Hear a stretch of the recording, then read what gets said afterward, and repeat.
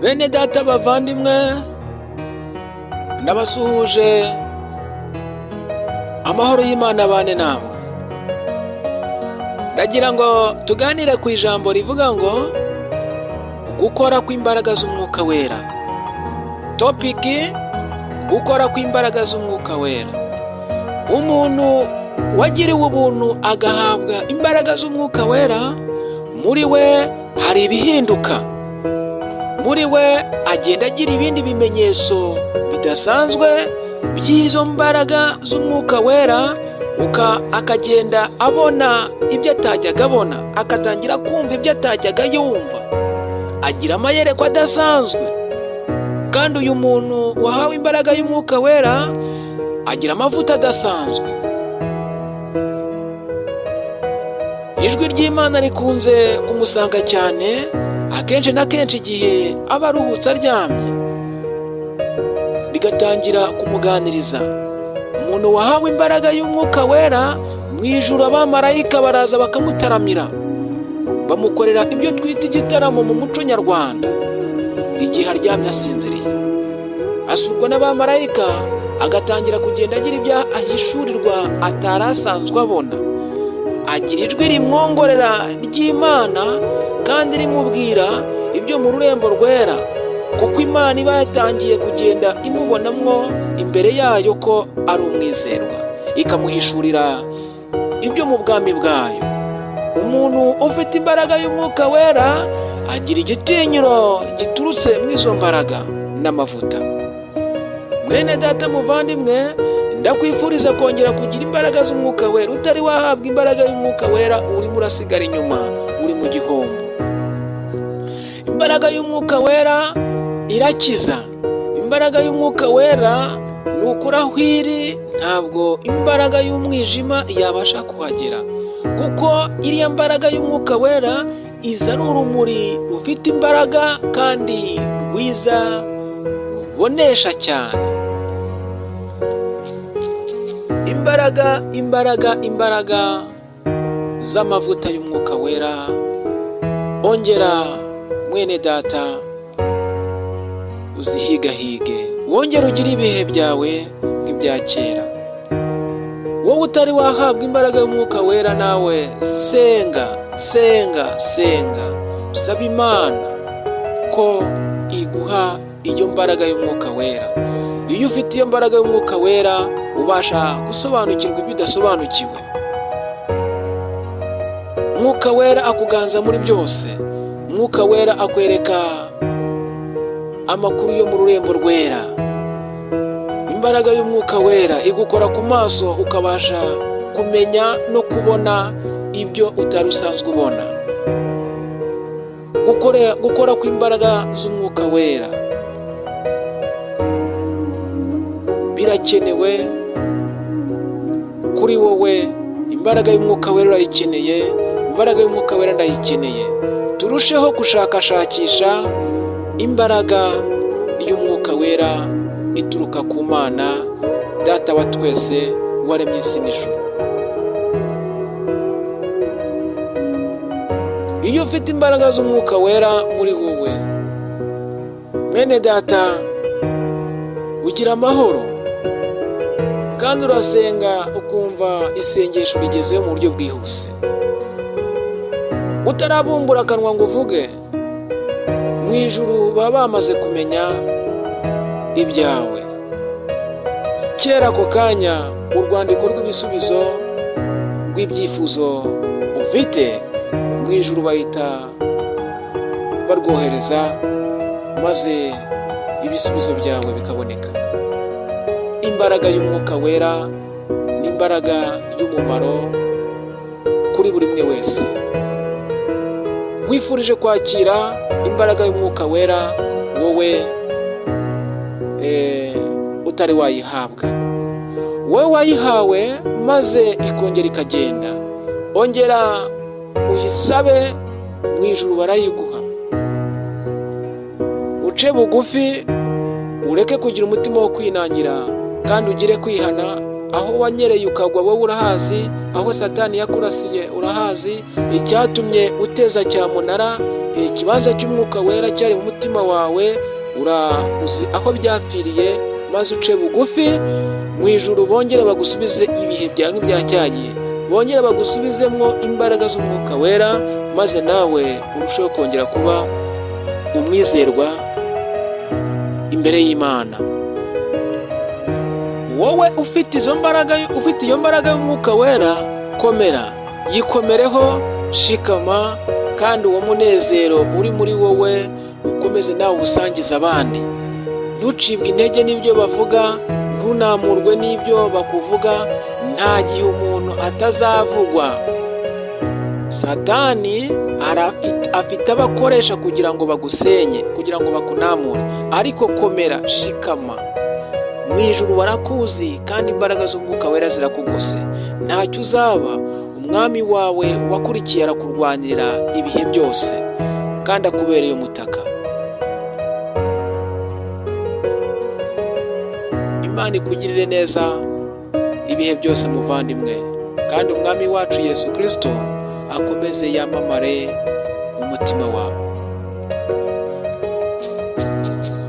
ndetse no mu mitima ya bagenzi bawe. Mwamamaze uvuga ko Yesu Kristo ari umunyembaraga kandi ugira neza ibihe byose. Abatari bamumenya bamwakire, kubera ko wemeye kuba igikoresho cy'Imana, ukababwira ibyiza by'izo mbaraga z'umwuka wera. Imana ikurinde ibihe byose, kandi Imana igucira inzira, hanyuma amarembo y'amahahiro kuri wowe ujye uhaha kandi uronke ibihe byose. Amen. Bene data, nshuti zanjye, ndagarutse kugira ngo tuganire kuri iri jambo rigira riti gukora kw'imbaraga z'umwijima. Topiki: gukora kw'imbaraga z'umwijima. Burya mwene data, umuntu utaraterwa n'imyuka mibi agira ngo ntibaho. Utaraterwa n'imyuka mibi agira ngo imbaraga za Satani ntizibaho. Burya buri muntu niwe umenya umusozi ari kurwaniraho, kandi buri muntu niwe umenya ibigeragezo bye arimo. Ariko njyewe icyo nakubwira cyo nuko Satani akora, kandi Satani nawe afite imbaraga. Satani afite imyuka mibi. Umuntu watewe n'imyuka mibi, ikibasha kumutsindishiriza iyo myuka mibi nta kindi ni ugusenga. Irinde kuba umunebwe mu buryo bwo gusenga. Iyo watangiye kuba umunebwe mu buryo bwo gusenga, burya Satani aba agufite mu kiganza cye, aba yagufashe byarangiye. Kandi imbere y'Imana uba uri kugenda utakaza kuba umwizerwa imbere y'Imana, kubera ko uri kugenda uba umunebwe mu buryo bwo gusenga. Tuzi ko iyo umuntu asenga aba ari kuvugana n'Imana. Ubusabane bwawe n'Imana buboneka mu buryo bwo gusenga. None wowe uri kugenda ugira intege nke mu buryo bw'amasengesho. Kera urumva ko watangiye kugenda witakariza icyizere, ntukibe umwizerwa imbere y'Imana ku mpamvu z'intege nke ziri kugenda zigufata z'imyuka mibi.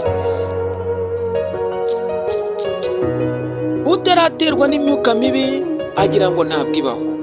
Imyuka mibi ibaho. Satani arakora, ariko nanone imbaraga za Satani ntabwo ziruta iz'Imana. Imana ikunda umuntu. Urukundo rw'Imana ku mwana w'umuntu rurahambaye, ni rurerure, rusumba isi n'inyenyeri, rusimba ijuru n'isi n'inyenyeri nk'uko twebwe tubitekereza. Imana itatubereye maso, ni ukuri twashira. Hatabayeho imbabazi z'Imana, hatabayeho urukundo rwayo, ntabwo n'ubu wakabaye ukiriho ugihumeka umwuka wazima. Ntabwo n'ubu nanjye nakabaye nkiriho ugihumeka umwuka wazima. nshuti yanjye, mwene data, turushaho kongera kuba abizerwa imbere y'Imana mu buryo bwo gusenga. Iyo turushijeho gusenga turi kuganira n'Imana, nibwo tubasha guhangana n'imyuka mibi kandi ikaduhunga. Niturwanya Satani nawe azaduhunga. Twari ku ijambo rivuga ngo gukora kw'imbaraga y'imyuka mibi. Ushaka gusoma neza mu buryo bwimbitse ugasobanukirwa neza ibyerekeranye no gukora kw'imbaraga z'imyuka mibi ya Satani, wasoma muri iki gitabo nanditse cyitwa Nawe Imana iragushaka, umugabane wa mbere. Urasangamo iyi nkuru y'uburyo Satani akoramo, y'uburyo Satani yoherezamo imyuka ye mibi, ikaraza n'aba bantu, ikabaraza rwa ntambi, ikababera mibi cyane, ugasanga amahoro yarabuze. Ibyo nakubwiriye ahangaha, ibyo utumvise gutya nk'ubu buryo bw'ikoranyamajwi kandi ry'ikoranabuhanga, iki gitabo ibindi wabigisomamo kandi wagikuramo byinshi byiza. Ahasigaye mwene data, gusenga nibwo buzima kandi gusenga ni imibereho. Ongera imbaraga, ongera wishakemo ibihe byo gusenga. Komera, shikama. Imana ikugirire neza kandi Umwuka Wera akuyobore muri byose. Wemere guca bugufi imbere y'Umwuka Wera akuganze muri byose. Amen.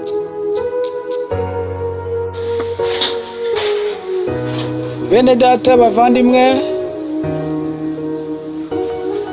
bakozi b'Imana, munyemerere tugendane, tube turi kumwe, maze mbabwire, bacire ku mayange ku byerekeranye n'iyerekwa nagize ryerekeranye n'ibya Bibiliya izaza. Bivuge ngo hari Bibiliya izaza mu gihe kiri imbere. Topic tugiye kuganiraho ibya Bibiliya y'igihe kizaza. Nagiriwe ubuntu nkorwa ku maso, maze mwiyerekwa ngize nerekwa Bibiliya iri gutegurwa n'abanyabwenge kandi b'abahanga, nabo bari gukoreshwa n'izindi mbaraga.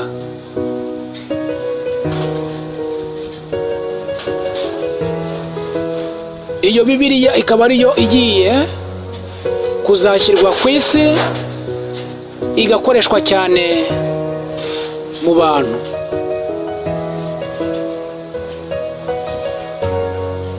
Munyemerere tugendane, mbabwireho gato, ndaca mu mayange ku byerekeranye n'iyi Bibiliya nk'uko nabibonye. Nanze kubyihererana ngo mbiceceke, maze Umwuka w'Imana wari uri muri nge ambwira ko ibi nabyo ngomba kubyandika muri iki gitabo. Gusa mu gihe ntari nabona ubushobozi bwo kuba nagishyira ku isoko ngo nkuremo byinshi, wenda nyishyire hanze buri wese kimugereho iki gitabo, nabaye nifashishije ubu buryo bwo kuba nabanyitambutsa ho mu ncamake nk'ubu buryo uri kumvamo. Ariko nzi neza ko kandi mu kwizera mfite, hari igihe kizagera Imana igaca inzira. Iki gitabo nanditse cyitwa Nawe Imana iragushaka, umugabane wa mbere, Imana izikorera ibyayo, mbone ubushobozi bubonetse, maze buri umwe wese ubutumwa bumugereho. Nuko rero ntatinze nkaba ngira ngo mbagezeho iri yerekwa ry'iyi Bibiliya. Bene data bavandimwe, mu gihe kizaza hari Bibiliya igiye kuzategurwa. Satani afite abanyabwenge agiye kuzakoresha kandi b'abahanga, maze iyi Bibiliya yera bategura indi iyisimbura.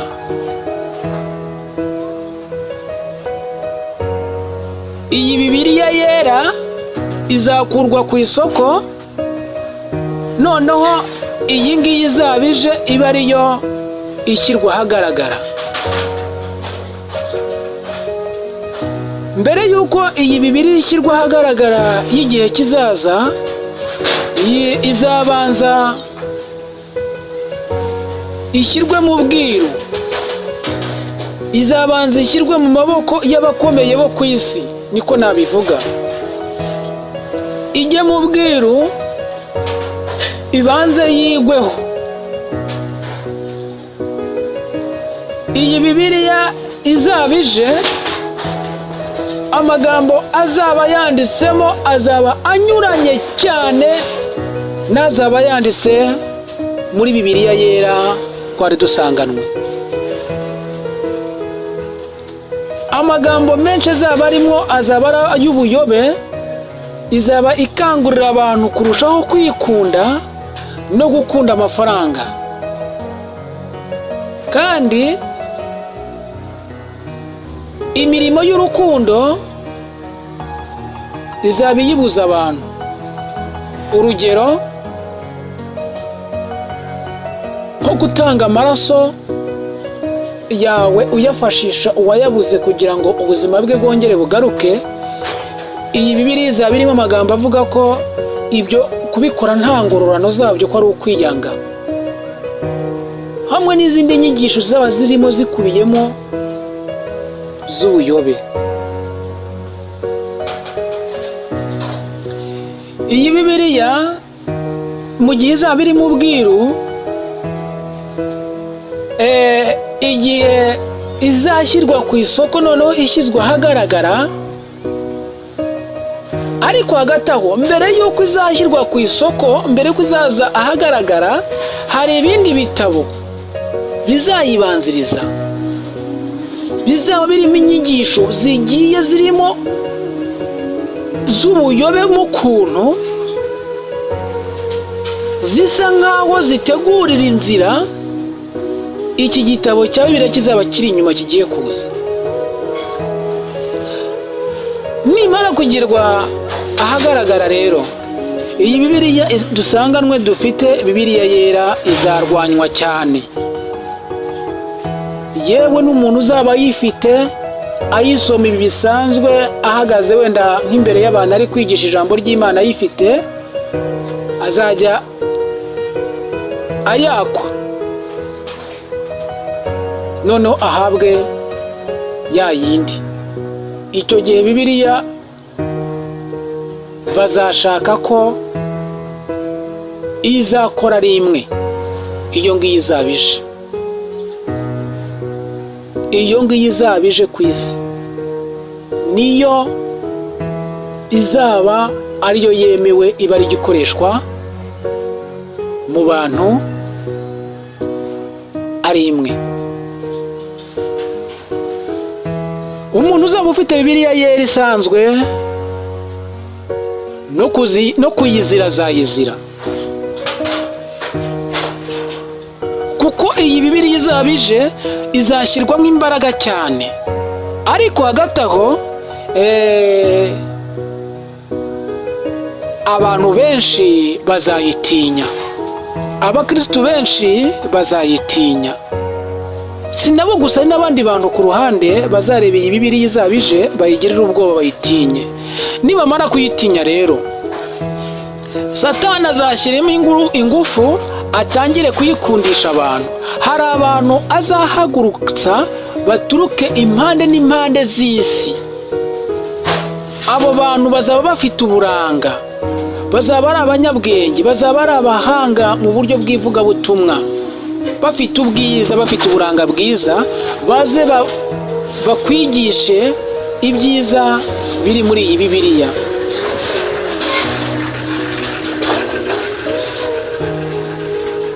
Baze bakubwire ubwiza bw'iyi Bibiliya,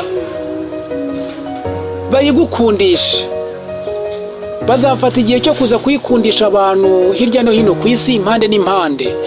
Abo bantu bazaba bazi kuvuga, bazaba ari abantu bazi guhuza amagambo, bazaba ari abantu b'abanyaburanga, bazi kubwiriza cyane, kugira ngo abantu bayibonemo. Hazabanza gutambuka inyigisho zigiye zitandukanye, bazayitindaho. Mwene data, muvandimwe, nshuti yanjye, ntiriwe njya kuvuga iby'iyi Bibiliya y'igihe kizaza ibyayo byose, nyemerera untege yombi. Ibi mbikubwiye kugira ngo kunda gusoma ijambo ry'Imana ryo muri Bibiliya yera. Nk'uko wahagizwa no gushaka kurya ibyo kurya bya saa sita na nimugoroba cyangwa icyayi cya mu gitondo, bari nako wahagizwa no gushaka gusoma ijambo ry'Imana. Ijambo ry'Imana risome, uribike mu mutima wawe, risome neza, uribike mu ntekerezo zawe. Hari igihe kizagera iyo Bibiliya yera ufite y'ijambo ry'Imana, nshuti yanjye, ube utacyongera kuyibona iruhande rwawe. Haki ya Mungu, ibi bintu bizashyika. Soma ijambo ry'Imana. Kandi burya umuntu udasoma ijambo ry'Imana, udakunda gusoma ijambo ry'Imana, no kubona ijuru kwe ni nka tombora, biragoye. Kuko ijambo niryo rituyobora, ijambo niyo ndererwamo, ijambo ni umuhigi uhiga akavumbura, ijambo ni inkota ifite amugi ahantu hose, ni inkota ityaye iburyo n'ibumoso, imbere n'inyuma. Soma ijambo ry'Imana, kuko njye nabonye ijambo ry'Imana kurisoma uba umeze nk'umuntu winjiye muri dushe ugiye kwiyuhagira. Umuhanuzi wa mbere w'ingenzi utavangiwe ni ijambo ry'Imana. Kunda gusoma ijambo ry'Imana, ari aho rizajya rigukura n'aho rizajya rikugeza, kandi hari ibyo rizagufashamo byinshi by'ingenzi.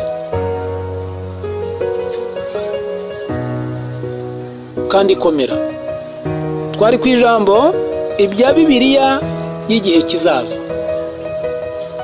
Reka dusome ijambo ry'Imana dusanga mu Bagalatiya ibice 5. Abagalatiya ibice 5,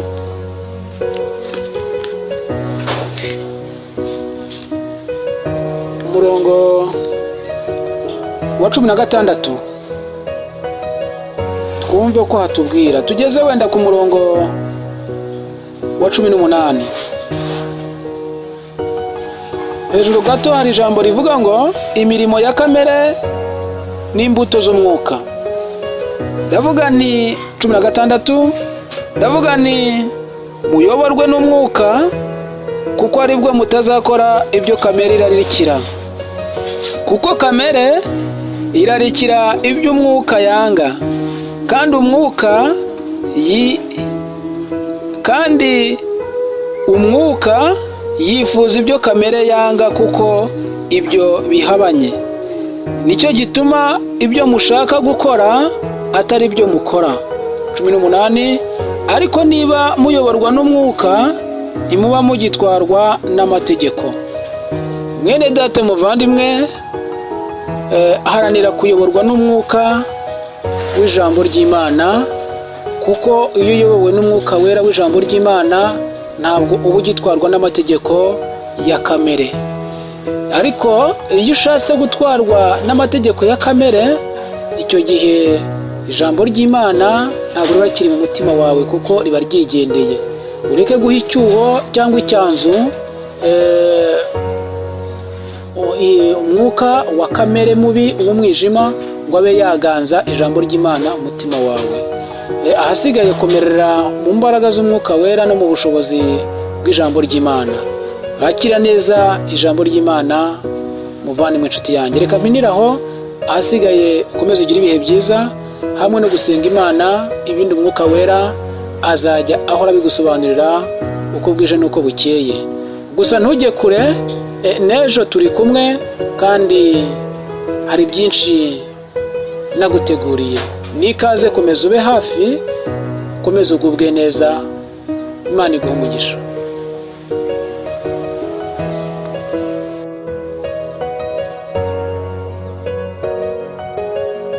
Mwongeye kwirirwa neza bene data bavandimwe. Umwanya nk'uyu bazaniye ijambo rivuga ngo ubutunzi bw'isi burashira. Topiki tugiye kuganiraho, ubutunzi bw'isi burashira.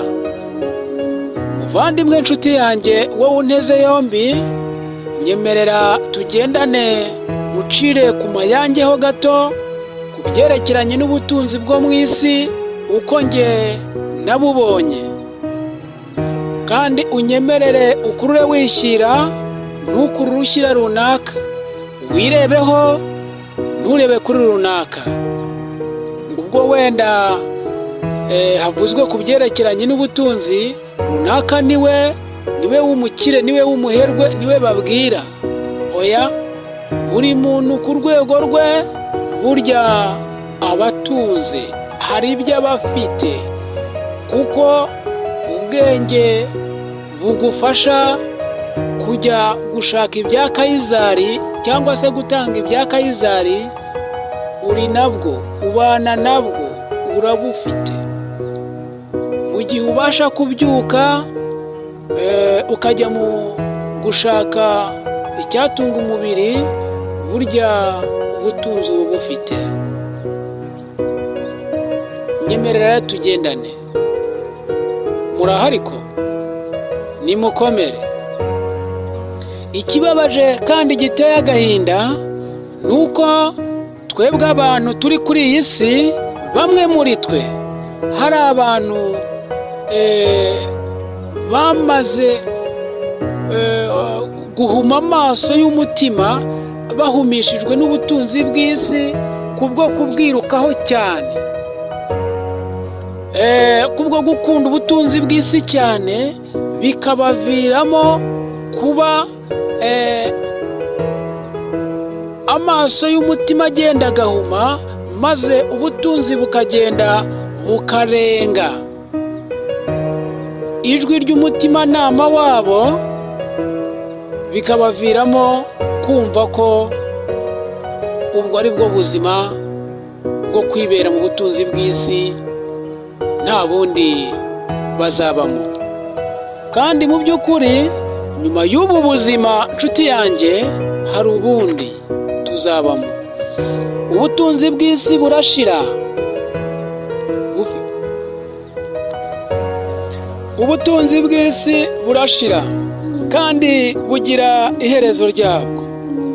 Mwene data muvandimwe nshuti yanjye, reka kumva ko ubutunzi bw'isi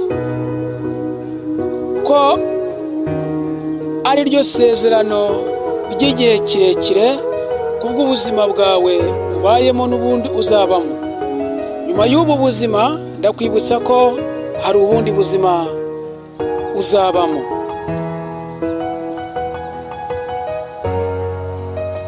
Nibyo koko ubutunzi bw'isi twese turabukenera kandi buradufasha mu buzima tubamo bwa buri munsi, ariko twe kumva ko ari bwo kamara, twe kumva ko twabusumbisha ubundi butunzi bw'ubuzima bw'ejo hazaza tuzabamwo mu rurembo rwera rw'amahoro. Kuko nyuma y'ubu buzima tubayemo, nyuma y'ubwo buzima ubayemo, hari ubundi buzima uzabamo. Wibuke ko iyo upfuye cyangwa se uryamiye ukw'abagabo cyangwa witabye Imana, ibyo waruhiye byose nta na kimwe bagushyingurana nacyo. Mu nda y'isi tujyanwamwo cyangwa se mu ijuru tuba tujyanwemwo, mu by'ukuri bwa butunzi twaruhiye ntabwo tujyana nabwo. byose tubisiga ku iyi si nk'uko tuba twarabihasanze. Ndakwibutsa ko uko wiruka ku butunzi bw'isi, wibuke ko ari nako n'urupfu narwo rukwiruka inyuma. Uko ubiruhira, uko ubyuka wirukanka ushakashakisha, ni nako n'urupfu narwo ruba rukuri inyuma wowe utabizi. Birababaje rero kandi biteye agahinda kuba hari abashakira ubutunzi mu nzira z'umwijima, baciye mu nzira z'umwijima, akemera agahemuka kubwo ubutunzi ashaka, akagirira nabi abantu, ikiremwa muntu Imana yaremye, akaba yakigirira nabi kubwo gushaka ubutunzi kugira ngo atere indi ntambwe iri ku rundi rwego, agahemuka kubwo ubutunzi. Ubutunzi akabubona abukuye mu nzira y'umwijima. Nshuti yanjye muvandimwe, shaka ubutunzi yego nibyo, ariko irinde guhemuka kugira ngo ugere ku butunzi. Ubutunzi bwo mu isi burama igihe gito, ariko ubutunzi bwo mu ijuru burama igihe kirekire. Ubutunzi bwo mu ijuru aho bubikwa ntabwo bugwa ingese, nta nyenzi zihagera. Muvandimwe, nshuti yanjye, kora, haranira, shakashakisha kuzagira iherezo ryiza kandi ukiranuke. Ubutunzi ubushake ubukiranukamo kugira ngo nugera mu bwami bw'Imana uzagororerwe ingororano nyinshi kandi nziza. Nugera mu bwami bw'Imana kugira ngo uzambikwe ikamba ry'imirimo myiza yo gukiranuka wagize ukiri mu isi. Kuko muri iyi si tuyirimo turi abagenzi, iyi si tuyirimo tuyicumbikiwemo, ntabwo tuzayibamo burundu. Umuntu aravuka agakura akagera igihe asaje, yagenderaga ku maguru y'abiri, akagera mu myaka yo gufata akabando, agatangira kunama. Ibuka ko iyi si uyiriho n'ubundi uzayivaho. Shakashakisha ubwami bw'Imana muvandimwe, ugifite uburyo nkubwira, kuba ugifite umwuka w'abazima, kuba ukibasha gutora akabaraga ukavuga, kuba ukibasha gutera icumu ry'abagabo. Shakashakisha ukuntu washaka uburyo wategura aheza uzajya mu rurembo rwiza rw'amahoro. Ubutunzi bw'isi burashira, bumara igihe gito. Iryo jambo twaganiragaho. Ahasigaye Mwuka w'Imana akomeza gufashe kandi akuyobore, hamwe n'ijambo ry'Imana riri mu mutima wawe, no kumvira ijwi ry'umutimanama ry'Umwuka Wera rikomeze rikuganze, kandi wirinde kugira umutima wo kwinangira.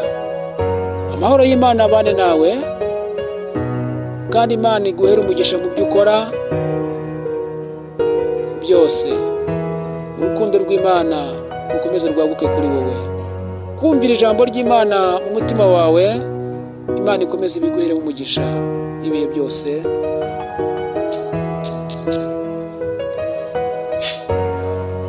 Muraho bavandimwe, inshuti zanjye,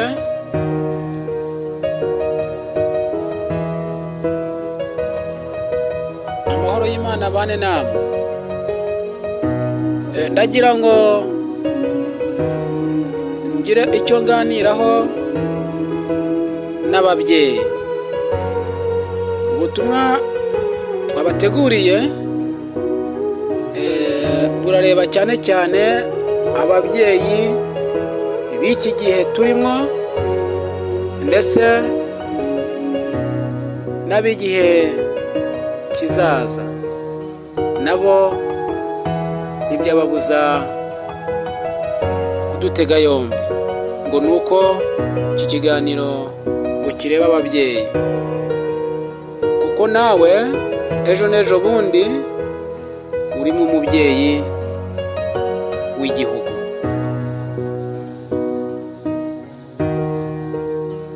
ndabaganiriza ku ijambo rivuga ngo umubyeyi mubi.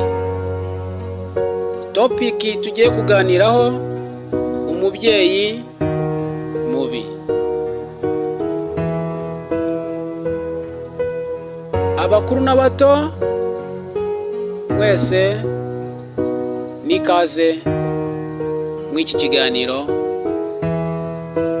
Tugiye kuganira ku mubyeyi mubi.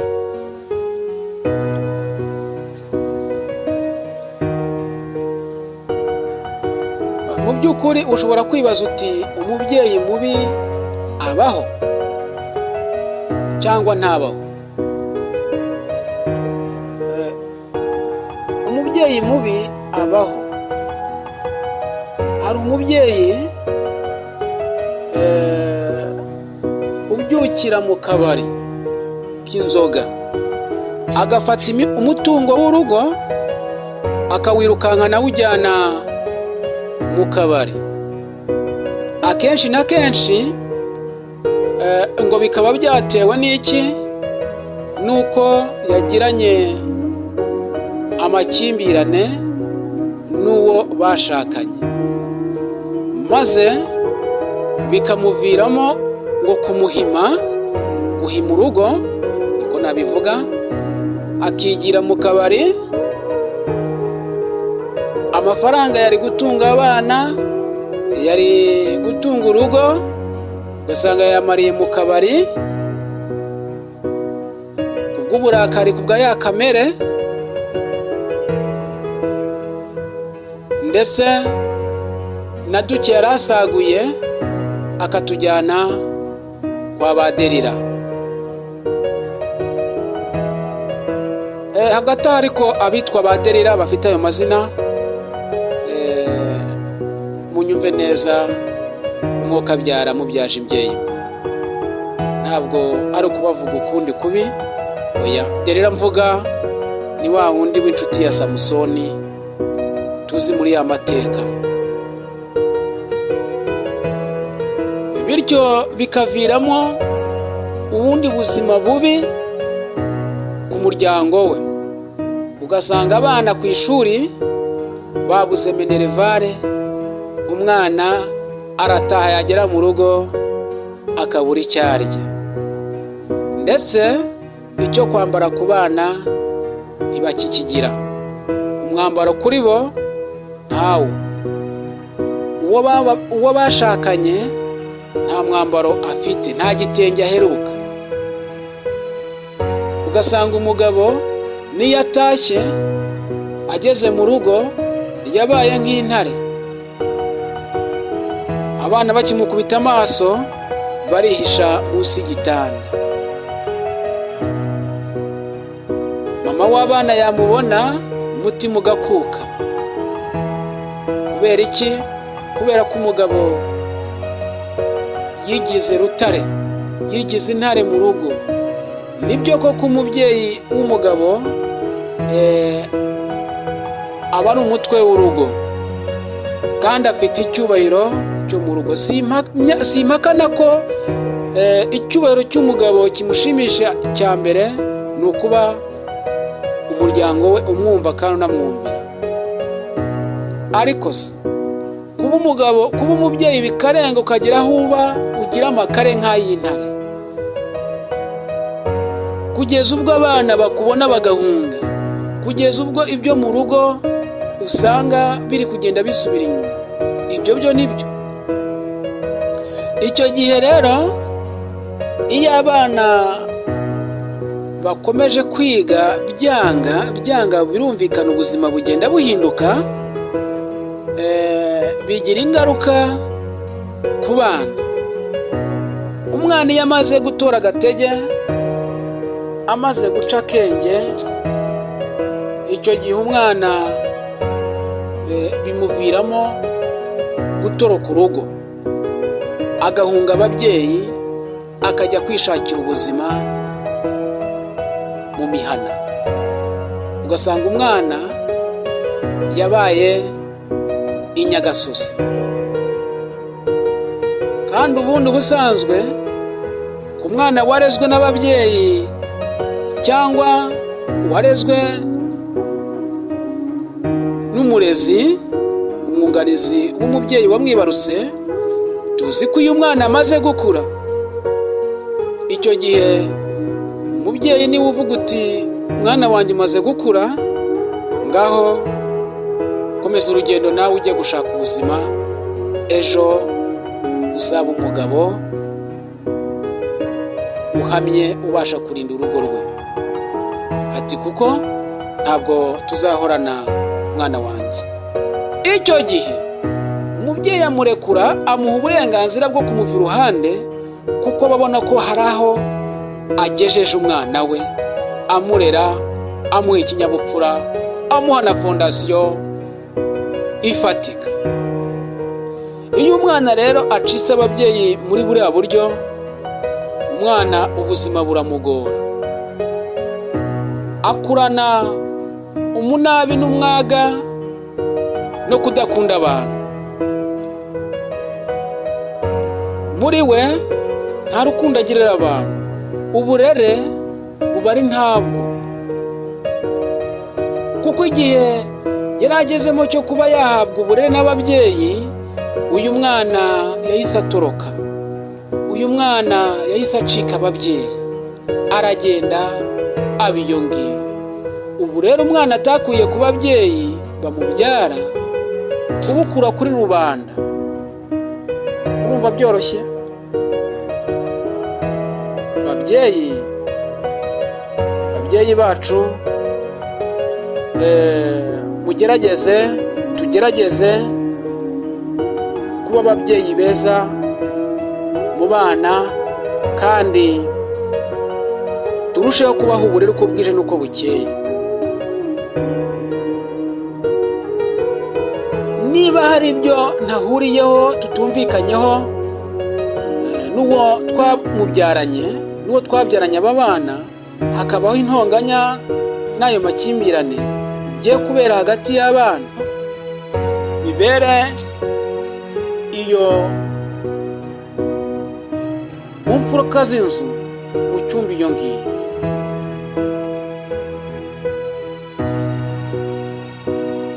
Kuko bigira ingaruka ku bana itari nziza.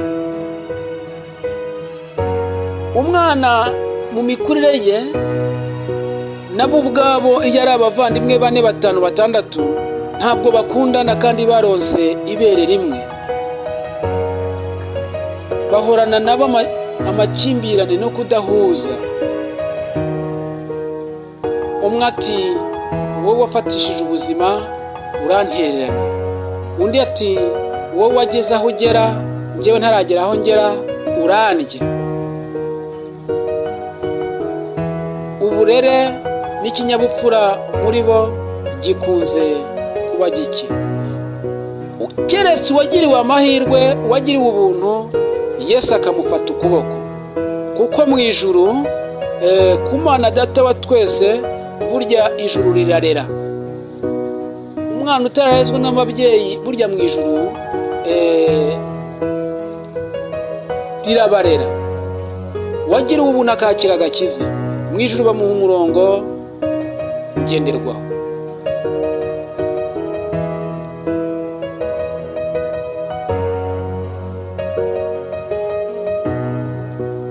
Babyeyi, munyemerere muharanire gushyira hamwe, kuko abashyize hamwe Imana irabasanga. Abashyize hamwe bagira iterambere ryiza ry'ubuzima, kandi umubyeyi mwiza ahekera mugenzi we, umubyeyi mwiza ahekera igihugu. Niba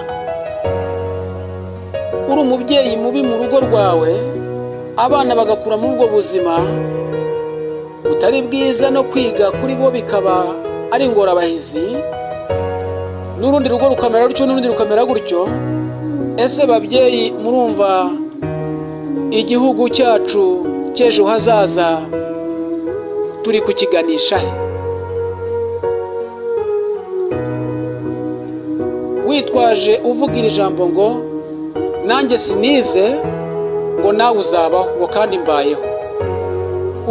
Ukumva ko muri wowe ugifite ibitekerezo byo kumva ko umwana wawe yazagira amateka nk'ayawe, ubuzima waciyemo ngo umwana azabucemo. Wenda bwaragushaririye, kuki wumva ko umwana wawe yabaho nk'uko wabayeho? Amashuri wize, kuki wumva ko umwana wawe atarenzaho?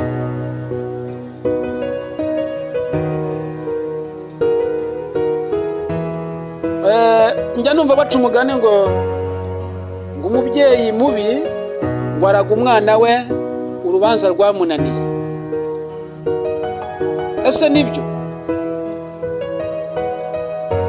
Njyewe mbona byashoboka. Uko mbyumva uyu mugani, icyo bashatse kuvuga, numva ko bashatse kuvuga ngo urugero, ubusobanuro bwawo bukubiye mu rugero ngira ngo ngugezeho. Niba umubyeyi wawe yarize amashuri wenda kugeza mu mwaka wa 5 segonderi, noneho yacikirizaho ababyaye akavuga ati sha nanjye sinabashije gukomeza, ariko muzakomeze mwige segonderi muyirangize na kaminuza, mugende mwige university, mugere muri baka 1 baka 2, mukomeze mpaka na masters. Umubyeyi aya mashuri yaramunaniye, ariko we ayaraza abana be kandi nta minerva abahaye. None se ubwo bazayiga bati atabashije kuyabishyurira kandi abana ntawe bafite ku ruhande ubakorera mu ngata? Ni ikibazo. Umubyeyi mubi araga umwana w'urubanza rwamunaniye. Babyeyi, twe kubera abana bacu babi, twe kubabera ababyeyi babi, kuko iyo tubabereye ababyeyi babi, aba bana turi kubaha icyitegererezo kibi, nabo ejo n'ejo bundi bazavamo ababyeyi. Ubu rero twabahaye nibwo bazaha abo bazabyara. Bagaca umugani ngo uwibahetse ngo bari kwigisha uwo mu mugongo. Urubuto abana bagusoromaho nirwo nabo bazatanga kubo bazabyara.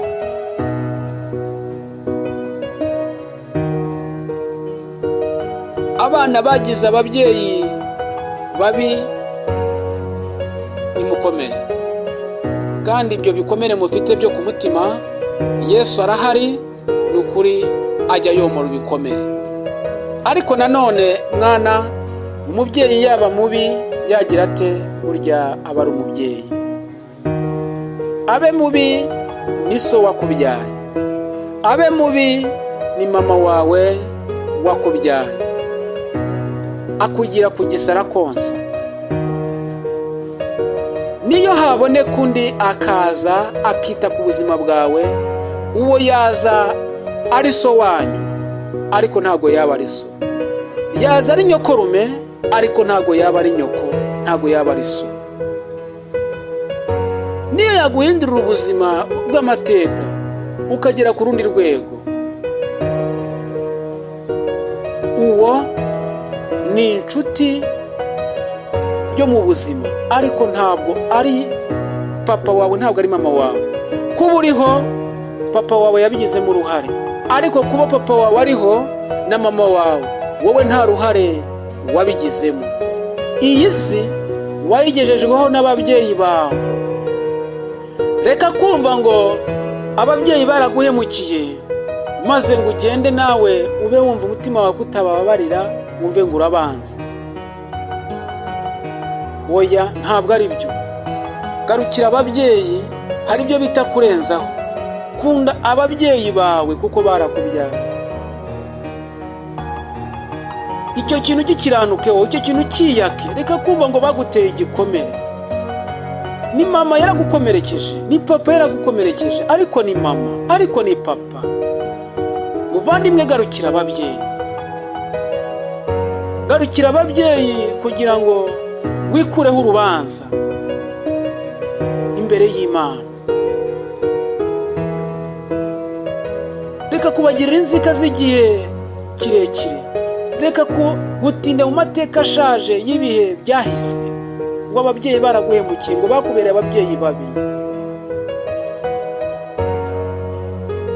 Nibyo koko baraguhemukiye, ufite n'igikomere ku mutima, ariko se wumva bikwiye ko waguma mu ubwo buzima bwo kumva ko ababyeyi bawe ari abanzi bawe? Birababaje noneho nkawe, iyo bigeze ku muntu nkawe byitwa ngo wamenye Imana, ngo wakiriye agakiza, Imana ikaguha ingabire zayo, ikaguha n'umurimo, ikaguha n'ijambo, bikaguhindura amateka, ariko kugeza ubu ababyeyi bawe ntimuvuga rumwe. Kiranuka utanga imbabazi, wowe wikomereze, kandi ujye no kubasura kuba kibafite.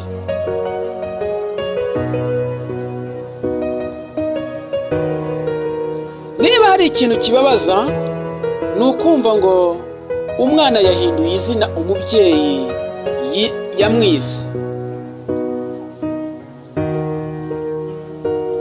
Burya umubyeyi ajya kwita izina umwana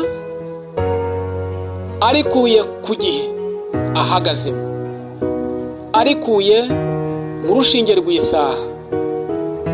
Ubundi izina umubyeyi yita umwana arikura ahantu habiri: arikura ku gihe ahagazemo, arikura mu rushinge rw'isaha, akongera kurikura mu nda y'umubyeyi we umutwitiye umwana we. Iyo amaze kurikwita arikuye mu nda y'umubyeyi we akarikura no mu gihe ahagazemo, arikwita yumva arikunze kandi aryishimiye. Wowe wamara gukura ngo iri zina ngo ni ribi, ukaryanga ukajya kurihindura, ukiyita irindi utabanje no kubivuganaho n'uwari ku isi. Ibyo bintu ntabwo ari byo bana bato, ntabwo ari byo rubyiruko. Birababaza iyo umubyeyi abimenye, bimutera agahinda, kuko aba ashaje ntacyo yagukora. Ariko burya mu by'ukuri akujyanye mu mategeko, akujyanye mu rukiko, wahanwa. Byashoboka ko umubyeyi yaguhagurukiye akajya kukuregera ko, agatanga ikirego cy'uko wagiye guhindura izina yakwise mutabivuganyeho. Ntekereza ko mu mategeko harimo iryakugonga.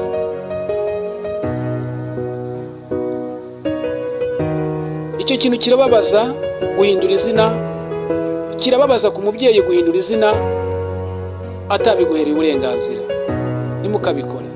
Kandi babyeyi namwe, twita abana amazina meza. Reka kureba igihe uhagazemo, ngo niba ugiye kubyara umwana ubyaye, ngo umwitirire izina rigendanye ngo n'icyo gihe uhagazemo.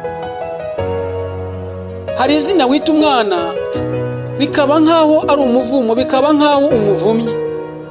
Rwose pe babyeyi, ahantu munyumve neza, munyakire neza, turi mu kuganira.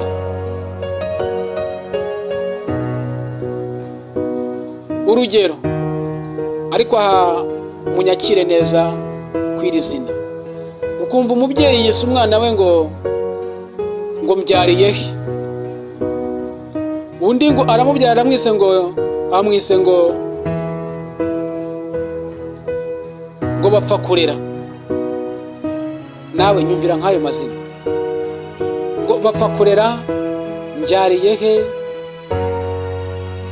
abitwa bambyariye he, namwe mwitwa bapfa kurera ntimundakarire. Ni urugero ntanze ku babyeyi.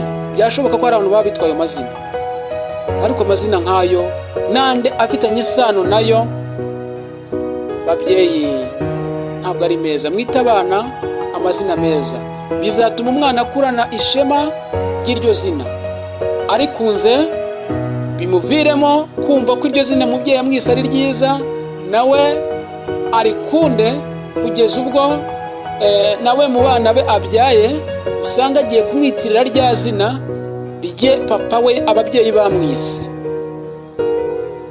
Izina usanga rigumye mu gisekuru.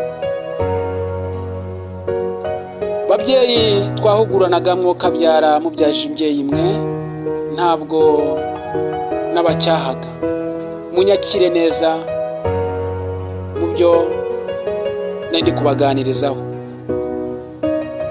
Reka dusome ijambo ry'Imana mu Migani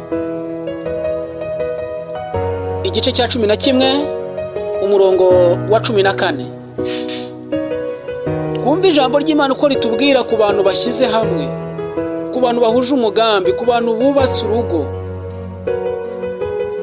bahuje ibitekerezo. Bibiliya yo ibavugaho iki? Imigani 11 umurongo wa 14 handitswe ngo, aho abayoborwa b'ubwenge batari, abantu baragwira, ariko aho abajyanama bagwiriye haba amahoro. Ndasubiramo, aho abayoborwa b'ubwenge batari, abantu baragwira, ariko aho abajyanama bagwiriye haba amahoro.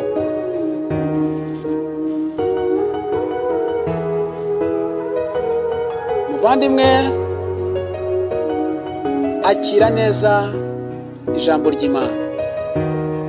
Imana ikurinde kandi Imana ikugirire neza. Twahuguranaga kandi ngo kubana kwabo kwiza barahugurana kugira ngo batagwa mu cyaha. Umwuka akaba umwe, mu rugendo bakabasha gukomera kandi bagakomezanya. Imana ikurinde, twese hamwe duharanire kuba ababyeyi beza b'iki gihe turimo, kandi tuzabe n'ababyeyi beza b'igihe kizaza ibihe byose. Amen. Ndagira ngo tuganire ku ijambo rigira riti, mbese icyubahiro cyo mu isi ni ikibazo cyangwa ni igisubizo? Topiki ngira ngo tuganireho, mbese icyubahiro cyo mu isi ni ikibazo cyangwa ni igisubizo? Buri muntu afite icyubahiro Imana yamuhaye kuri iyi si. Nimvuga ku cyubahiro, ntiwumve ko havuzwe runaka, kandi wirebeho nturebe kuri runaka. Ukurure wishyira, ntukurire ushyira runaka, kubera ko hari abantu bakandamiza abandi babaziza cyangwa se babarenganya. Akenshi na kenshi wajya kubireba ukabona ibikorerwa bagenzi babo, ibyo bakora bagenzi babo barabikora bashingiye ku cyubahiro bafite, bahawe cyangwa bisanganiwe Imana yabahaye. Mwese hamwe tubahaye ikaze muri iki kiganiro gishingiye ku gitabo cy'imfashanyigisho nanditse cya Bibiliya. Iki gitabo gishingiye ku ijambo ry'Imana, cyitwa Nawe Imana iragushaka. Ni icy'imfashanyigisho ya Bibiliya yera.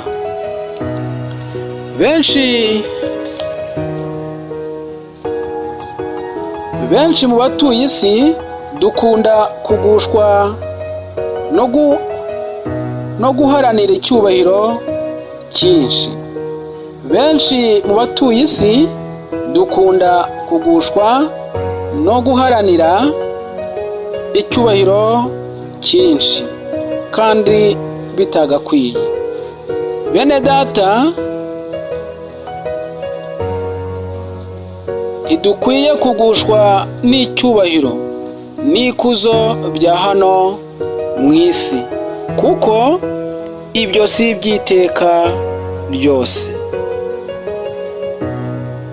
Nubwo umubiri twambaye upfa ukajya mu gitaka, ariko tuba tugifite icyizere cy'uko tutazimiye burundu.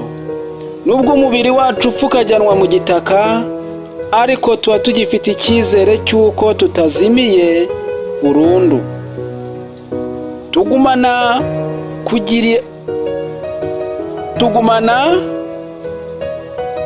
Tugumana icyizere gishingiye ku mirimo yo gukiranuka dukora hano mu isi, kuko icyo gihe tugumana icyizere bene data gishingiye ku mirimo yo gukiranuka myiza tuba twakoze hano mu isi.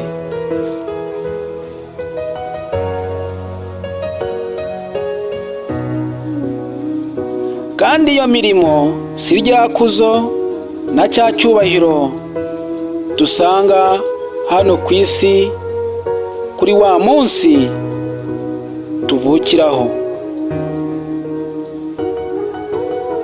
Rero niba urimo gukorera ikuzo n'icyubahiro uhabwa n'abantu, ese Imana yo izaguhembera iki? Niba urimo gukora imirimo uharanira icyubahiro n'ikuzo uhabwa n'abantu, ese Imana yo izaguhembera iki muvandimwe? Niba wifuza kubaho nyuma y'ubu buzima tubaho ku isi, dore ibyo ukwiye gukora n'uwo ugomba gukorera. Bene data bavandimwe, mbandikiye mbabwira nti duharanire guca bugufi imbere y'Imana, utitaye ku cyubahiro cyawe wasanze ku isi na rya kuzo ufite. Dore icyubahiro cy'umwana w'umuntu kitarimo kubaha izina ry'Imana, agaciro kacyo kamara igihe gito. Erega muvandimwe, nawe Imana iragushaka nubwo uri umunyacyubahiro, kandi mu cyubahiro cyawe Imana iragushaka kugira ngo muzabane mu bwami bwayo bw'amahoro.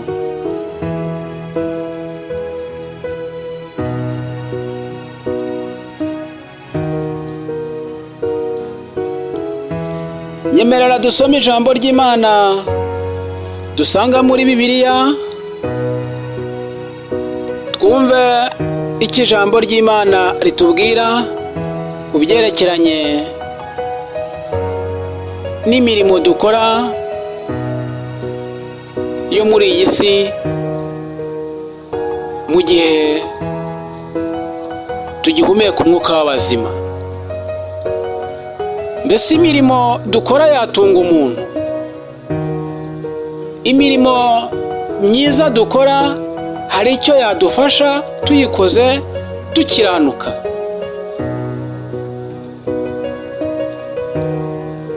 Yesaya ibice 3 umurongo wa 10.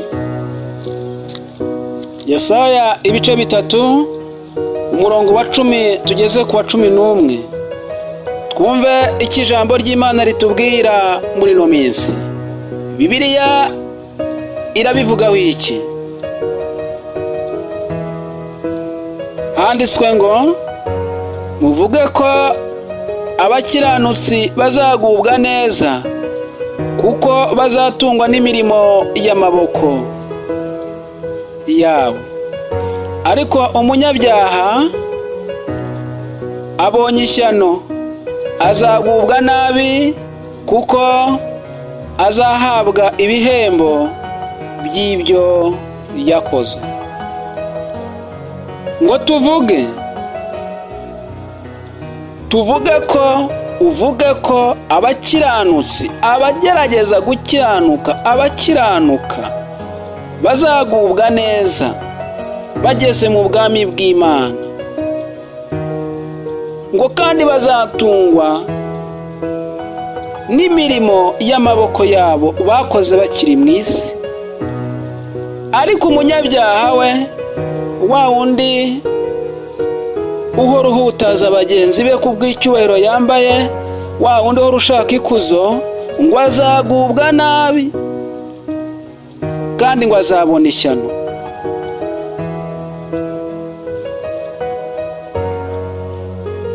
Azahabwa ibihembo by'umubabaro by'ibyo yakoze. Ibihembo by'umunyabyaha ni umubabaro.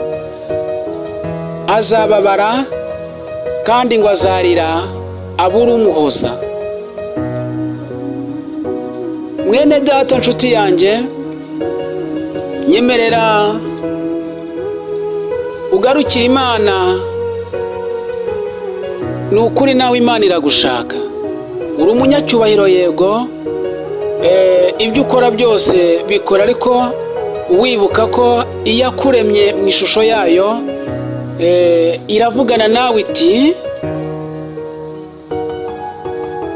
yigarukire. Imana iragushaka kugira ngo ubugingo bwawe buzagire iherezo ryiza. Kiranuka mu cyubahiro cyawe. Reka gukora imirimo ushaka ikuzo ryo muri iyi si. Icyubahiro n'ikuzo bizarangira. Numara kuvamo umwuka w'abazima, ndakubwiza ukuri ko abagukomeraga amashyi, abagukomeraga yombi, abagupfukamiraga, abakwikubitaga imbere bakuramya, muvandimwe, nibo bazaba ba mbere kukurenzaho itaka.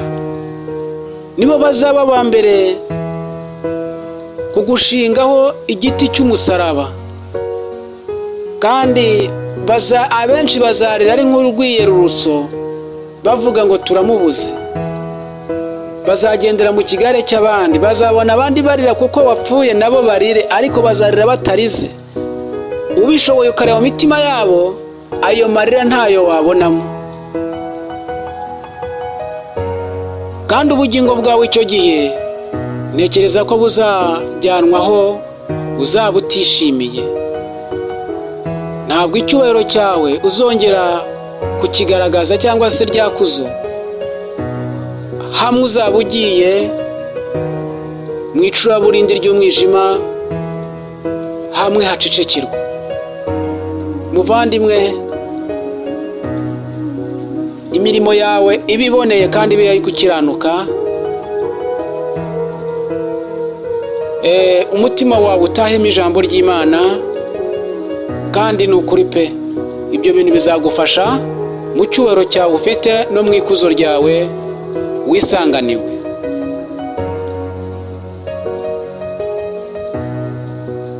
Ujye ukunda gusoma ijambo ry'Imana, igitabo cya Bibiliya kizagufasha. Ujye ureka kugira umutima wo kwinangira, kuko nabyo ntabwo ari byo, ntabwo ari byiza. Ujye wirinda amajwi akujyana kure, ngo wumve ko Imana kwitabaho mu ntekerezo zawe. Amajwi akagenda akayinjiramo akakubanamo menshi, umutima wawe amajwi akagenda akabamo menshi, ngo nta Mana ibaho, ngo yiza kubiriho, ngo ibi byabaye ntibyari kuba, ngo izi nzira naciyemo nkahuriramo n'ibi. Ntabwo Imana yari kwemera ko ibi bintu biba yiza kuba ibaho. Bigatuma ugenda ukumvira ayo majwi ngo Imana ntibaho. Imana iriho kuko yarakuremye. Imaze kukurema, guhumekeramo umwuka wayo w'ubugingo buhoraho. ufite ishusho y'Imana muri wowe. Uwo ni umubiri urapfa ukabora, ariko ubugingo buhoraho. Ubwo bugingo bwawe rero Imana yagushyizemo iragira ngo buzagira iherezo ryiza kuri wa munsi wawe, kandi agakiza gatangirwa ubuntu. Akira agakiza mu cyubahiro cyawe ufite. Muvandimwe, inshuti yanjye, reka duhiniraho. Imana ikurinde kandi ikugirire neza. Ibisigaye umutimanama wawe muri kumwe arakomeza ajya kuganiriza no kumvira ijambo wumvise dusanze muri Bibiliya n'ibyo ubwiwe. Nzi neza ko hari icyo biri bigufasheho mu ntekerezo zawe n'umutima wawe. Ugira umunsi mwiza. Amahoro y'Imana abane nawe ibihe byose muvandimwe. Amen. Mwiriwe neza bavandimwe, inshuti zanjye. Amahoro kuri mwese. Umwanya nk'uyu rero ndagira ngo tuganire ku ijambo rivuga ngo umugani w'umuhinzi. Muri iki gitabo nanditse nise Nawe Imana iragushaka umugabane wa mbere, kirimo inkuru nyinshi zigiye zitandukanye. Hakabonekamo rero n'iyi nkuru ivuga ku mugani w'umuhinzi. Umugani w'umuhinzi niwo ngira ngo baganirizeho topiki, umugani w'umuhinzi. Hariho umuryango w'umugabo n'umugore. Uyu muryango wari umuryango muto w'abantu 8, abana 6 n'ababyeyi 2. Hanyuma umugore yari umuntu ukunda guhinga cyane n'umugabo we. Umugore agahinga keza, ibyo yezeje akabona ibitunga abana be, ndetse agaha n'abaturanyi be, kugeza ubwo yasaguriraga n'amasoko yo hanze. Mu bigaragara bari bifashije mu rugo rwabo. Umwaka umwe ushize, uwa kabiri yongeye gusubizamo isuka mu isambu ye, ahinga imbuto y'ibigori. Iyi mbuto y'ibigori kwa kundi igitangira kuzamuka, iri hafi kusambura hejuru ibyo twita ngo ni amashongore, umuturanyi we umwe aca inyuma abwira undi muturanyi ati, genda ubibemo muri uriya murima we, ubibemo amasaka maze bizakurane. Uwo yoheje aramubwira ati, ntabwo nabikora kuko uriya muturanyi ni mwiza, uriya muhinzi ni mwiza, kuko ntabwo agwira inda, si umunyenda nini, ntabwo ashyira inda imbere, kandi twese tumugiriraho umugisha. Iyo yezeje aradusangiza, iyo yejeje ntabwo yikubira ngo ahunike mu kigega iwe wenyine, twese araduha. Ati, kandi ntekereza ko nawe ujya ubona ku bigori, ajya guha ku bigori abana bawe bakarya. Ubu muturanyi mubi wamushukaga aramubwira ati, ndakwishyura, ndaguhemba, genda ubibemo amasaka. Yaragiye aca inyuma abibemo imbuto y'amasaka. Nuko nyir'umurima agiye kubagarira ibigori bye, abonamo imbuto yazamukiyemo y'amasaka. Ibigori n'amasaka biri mu kigero kimwe mu mikurire yabyo. Mu by'ukuri ubaye utari umuhinzi wabigize umwuga, kugira ngo uzajye kubitandukanya birakomeye cyane, ko nk'abana bari kuvuka muri iki gihe, muri iki kinyejana turimo, batigeze bafataho isuka, cyangwa se batazi ngo umurima uhinga ute. Uwo kuba wamubwira gutandukanya amasaka n'ibigori, kuri we ntekereza ko byamugora. Nuko uyu mubyeyi yarangije aza kubwira umugabo we ati, nageze mu murima ndimo mbagara, hanyuma mbonamwo imbuto ntabibyemo y'amasaka. nuko arangije abwira umugabo ati iyi mbuto rero ngiye kuyiranduramo. Umugabo ati ese waba uzi uwayibibyemo? Umugore ati ntawe nzi, nabonye yarimesejemo. Umugabo aramubwira ati ntuyirandure, rindira bibanze bikurane, igihe cyo gusarurwa njyewe nyir'umurima nzaza mbyisarurire, ninjye uzabasha gutandukanya ikigori n'isaka. Naho wowe ugiye kubirandura, ugiye kuranduramo ari amasaka, warandurana n'ibigori kuko kubitandukanya byazakugora. Reka ibigori n'amasaka bikurane, njyewe nzamenye ko nzabitandukanya. Mwene data muvandimwe, mu murimo ukora birashoboka ko ayo masaka ataburamwo, abaza babibamwo ibindi kundi kuntu, izindi mbuto kundi kuntu ntago baburamo. Wowe kora umurimo, wicika intege, kataza, jya imbere, ibicantege biboneke, ariko ukomeze ukora umurimo. Reka kunanirwa ngo uve mu murimo ngo nuko runaka yakwereye imbuto zitari nziza, ngo nuko runaka ameze gutya na gutya. Oya, wowe mubwira ijambo ry'Imana, nubona atabyumva muhugure, nubona adahugurika mureke ukomeze umurimo. Ibindi nyir'umurimo arahari, azabyisobanurira. Ibigukerereza mu murimo bitera umugongo, wowe ukataza ukomeze ukore. Wicika intege mu murimo, komeza umurimo. Uwaguhamagaye uramuzi kandi ari kumwe nawe, ugukorera uramuzi kandi uramusobanukiwe. Uwaguhamagaye uramuzi, n'amasezerano mwagiranye urayazi. Wicibwa intege n'ibyo wumva cyangwa se n'ibyo ubona mu murimo. Korera Imana izaguhemba. Nyagasani niwe utanga impano, ni nawe uhamagara, hakaboneka n'abihamagara n'abahamagarwa n'abandi.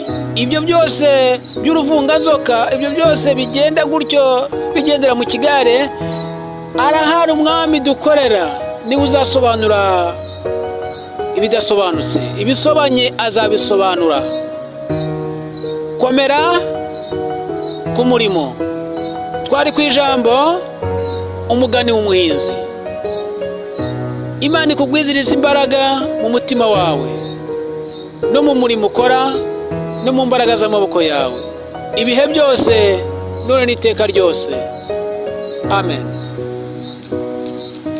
Amahoro ya Kristo abane nawe. Uraho neza mwene data muvandimwe. Uwiteka akomeza twishimire. Nezerewe Imana yakurinze nanjye kandinda. Aba nkiriho nyihumeka umwuka w'abazima, nawe ugihumeka umwuka w'abazima. Ni ukuri n'iby'igiciro kandi nishimwe tutabura gutambutsa umwanya nk'uyu nguyu imbere y'Imana n'imbere y'abana b'abantu. Kubw'Imana yaturinze rero mu nzira nyinshi zigiye zitandukanye, ikaturindira no muri gahunda zacu zose, si uko twagiye dukiranuka cyangwa se kumenya kwirinda imbuto nziza cyangwa intambwe nziza. Oya, ahubwo ni imbabazi z'Imana n'urukundo rwayo bidahwema kutugirira uko bwije n'uko bukeye. Niyo mpamvu uvuga ngo unyemereye twafatikanyiriza hamwe tukazamura amaboko yacu tukavuga tuti izina ry'Imana rihabwa icyubahiro. Mwanya nk'uyu rero ndaje kugira ngo tuganire ku ijambo rivuga ngo kwihanganira ikigeragezo cyo kutabyara. Mwene data muvandimwe, burya kubaho wubatse urugo ukaba nta rubyaro urabona, Imana itaraguha urubyaro, burya ni ukuri ni ikigeragezo kandi gikomeye, bitewe n'uko burya Imana niyo itanga urubyaro. Ntibazakubeshye, Imana itabishatse ntabwo urubyaro warubona. Imana niyo itanga urubyaro kandi ikanugurura amarembo y'amahahiro ku babyeyi b'abana baba bagiye gushaka ibitunga abana. Rero muvandimwe, inshuti yanjye, kuba ugejeje icyo gihe utarabona urubyaro, utarabyara, ihangane, komera kandi wicika intege mu gusenga, ahubwo rushaho gutera intambwe mu buryo bwo gusenga, rushaho kwegera Imana, rushaho kuvugana n'Imana. Isaha y'Imana nigera, nawe uzajya kubona ubone biciyemo. Inzira z'Imana ni nyinshi, ziruta imyenge ya supaneti, kandi gutabara kw'Imana ntiwamenya ngo kuraturuka hehe. Inzira wibwira ko Imana nizo yacamije kukugirira neza, mu by'ukuri sizo yo yanyuramo. Si uko abakuvuga batazavuga, ibicantege bizaba byinshi, kandi ngo imyaka umaze kugeramo ngo ni myinshi, ngo kuba ugeze iki gihe utarabyara ngo ni ikibazo. Hari abantu bavunwa n'imitwaro batikoreye, ugasanga ni ba bandi bareba ibitabareba. Abo ngabo urabihorera, wowe wicika intege mu gusenga, ongera ibihe byo gusenga. Ahubwo Hana yarihanganye. Bibiliya itubwira yuko hari umubyeyi umwe wihanganye, arihangana amaze imyaka n'imyaka yarabuze urubyaro. Abamuvuga bakamuvuga uko bashaka, ariko warihangana, ntiyacika intege mu gusenga, agakomeza agakora umurimo w'Imana. Igihe cyagerageze maze Imana iramusubiza. Hana arabyara, yari amaze kugera afite imyaka iri hejuru ya 80, iri hejuru ya 70. Imana imugirira neza, imuha urubyaro, nawe ashyira ingobyi mu mugongo. Nawe rero ihangane kandi komera, Imana izaguha umwana niyigena. Amagambo y'amacantege iyo ntabura. Iyo umuntu ahagaze ku musozi runaka w'ibigeragezo, imyambi iba myinshi, amagambo ya hwa ibintu bya shyushyushyushyu ntabwo bibura, ariko ibyo byo kuguca intege ngo namuke mu buryo bwo gusenga. Senga Imana, reka kuba umunebwe mu buryo bwo gusenga. Nawe Imana iraje kugirire neza. Yobu yaravuzwe, Yobu yarageragejwe, avugwa nabi na bamwe mu nshuti ze, bamuca intege, ariko Yobu ntiyanamuka, Yobu ntiyava ku Mana, kugeza ubwo Satani nawe ubwe yagiye akamugerageza, akamuteza n'uburwayi. Yobu amatungo akamushiraho. Yobu twumva muri Bibiliya agira gutya, agira kurwara uburwayi bw'ubuheri bishyute, akajya yishimisha urujyo. Abo yitaga ngo ni inshuti ze bakamuvuga uko atari, bashaka kumukura ku Mana ye, bamubera ibigeragezo. Ariko Yobu ntabwo yacitse intege mu gusenga, yakomeje aba hafi y'Imana, ahubwo akarushaho gutera intambwe yo gusenga. Imana ikakomeza ikamwishimira. Ntibyarangiye se Imana imutsindishirije kandi ikanamushumbusha. Nawe rero wicika intege n'abakuvuga ngo uravugwa cyane. None se iyo uvuga ngo urageragezwa cyane, muvandimwe, wari wageza ahayo? Wageze aho kwishimisha urujyo? Wicibwa intege n'ibyo wumva bakuvuga. Hari igihe kizagera nawe ugashyira ingobyi mu mugongo. Komera, shikama, gira kwizera. Kwizera kurarema, kwizera kuragabura, kwizera gutanga urubyaro, kwizera kurakiza, kwizera guca inzira aho zitari. Gira kwizera mu mutima wawe, kandi ube mu mwanya umwe wo kuvugana n'Imana. Ineza y'Imana n'urukundo rwayo n'imbabazi zayo bihorane nawe ibihe byose, muvandimwe. Amen. Amahoro y'Umwami wacu Yesu Kristo ahorane nawe. Uwiteka akwishimire. Nifuje kubaganirizaho ubutumwa bwiza bushingiye ku ijambo ry'Imana bwanditse mu iki gitabo cyitwa Nawe Imana iragushaka, umugabane wa mbere. Iki gitabo cyitwa Nawe Imana iragushaka ni njye wacyanditse, nyandika kuva mu mwaka wa 2004 kugeza mu mwaka wa 2009.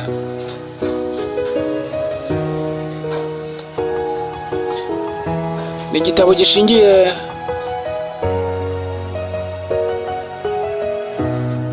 ku ijambo ry'Imana kandi kiyobora umukristo watangiye urugendo rugana mu bwami bw'Imana, ndetse nushaka gutangira urwo rugendo kiramuyobora, kiramufasha. Kirimo ubutumwa, kirimo amandiko, inzandiko, message zigiye zitandukanye zayobora kandi ziyobora umuntu kugeza igihe amenya inzira y'ukuri. Bene data bavandimwe, rero ubu tugeze ku mwanya w'igice cya gatatu cy'iki gitabo, kuko iki gitabo kigizwe n'ibice bitatu. Tukaba tugeze ku gice cya gatatu rero cy'iki gitabo cy'ibyahishuwe byo mu minsi y'imperuka.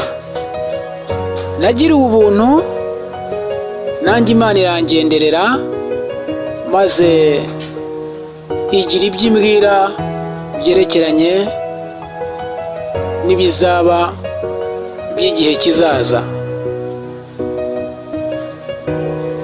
kuko ibi nanditse ntabwo ari njye wabyitekereje gusa ngo mbyandike gutyo, ahubwo Umwuka Wera yarantekerereje aramfasha ati andika ibi.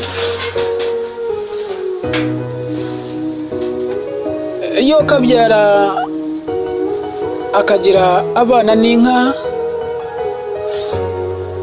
yampaye ibyo kwandika by'igihe duhagazemo n'iby'igihe kizaza. Nkaba ari byo ngira ngo mbabwire ku byerekeranye rero n'ibyo nahishuriwe byo mu minsi y'imperuka by'igihe kizaza. Munyemerere muntege yombi maze tugendane bene data. Mu by'ukuri Satani, umwanzi w'isi n'ijuru, ntabwo akunze itorero ry'Imana, nta nubwo yishimiye abana b'Imana.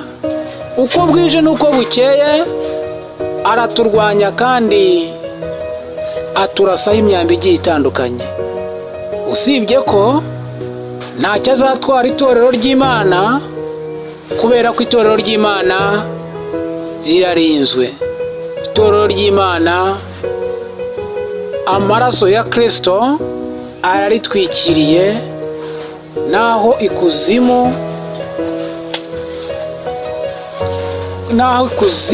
ingabo z'ikuzimu zazamuka ntabwo zanyeganyeza itorero ry'Imana. Umunsi umwe rero ndyamye nsinziriye, nagiriwe ubuntu, Umwuka Wera arangenderera. Ubwo wari nk'umunsi wa gatatu ugiye kurangira, ari gahunda nihaye yo gusenga niyiriza ubusa.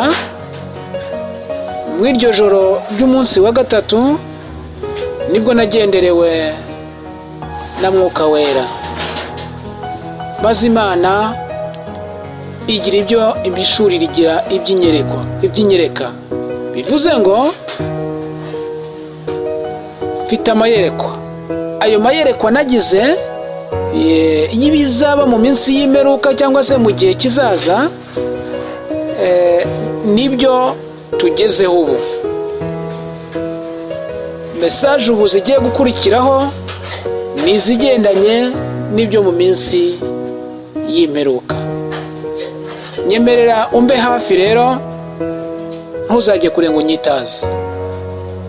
Ntekereza ko haleluya, Uwiteka kwishimire kandi Umwuka Wera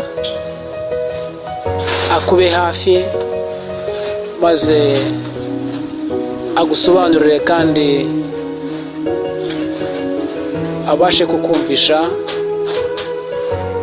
ibyo utaruzi n'ibyo utajyaga wumva.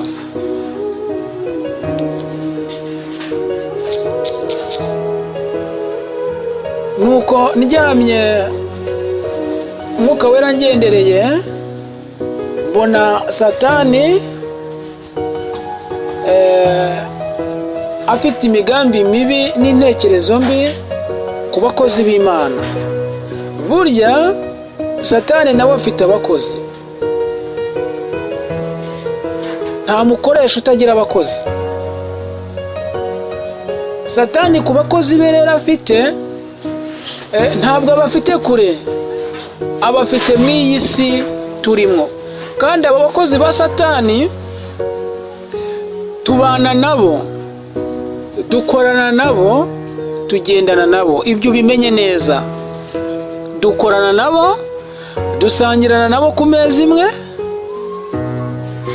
tugendana nabo mu mamodoka, ingendo za hato na hato tuba turi kumwe nabo. Mwene data, icyo usabwa ni ukuba maso no kumenya kwirinda, kitwararika. Nuko Satani njye kumva, mbone numve abwira abakozi be ngo mugende mubwire, mugende munanize aba bitwa ngo ni abasenga, mubananize kandi mubahindure intekerezo zabo.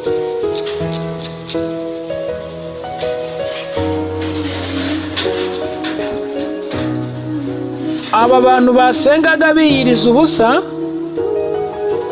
mubaca intege. Uwasengaga iminsi 3, iyo ni imigambi mibi Satani afitiye abakozi b'Imana basenga biyiriza ubusa n'abakorera Imana muri rusange.